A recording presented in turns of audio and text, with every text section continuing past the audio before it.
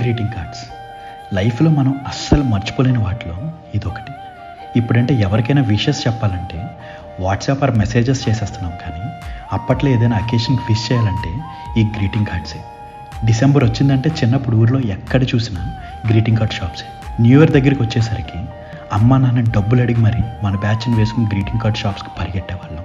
అక్కడున్న colourful greeting cards చూస్తే mind పోయేది. Especially music greetings. ఓపెన్ చేయగానే మ్యూజిక్ ప్లే అవుతుంది. అప్పట్లో అదొక అద్భుతం మనకి. అది కొందామంటే మన దగ్గర అంత బడ్జెట్ ఉండేది కాదు. సో బడ్జెట్కి తగ్గట్టు బెస్ట్ ఫ్రెండ్స్కి కొంచెం మంచి గ్రీటింగ్స్, మిగిలిన వాళ్ళకి నార్మల్ గ్రీటింగ్స్ కొనుక్కొని వచ్చేవాళ్ళం. అబ్బాయిలకైతే సినిమా హీరోల గ్రీటింగ్స్, అమ్మాయిలకైతే హీరోయిన్ పిక్స్ ఉండే గ్రీటింగ్స్, టీచర్స్కి అయితే ఫ్లవర్స్ ఉండే గ్రీటింగ్స్.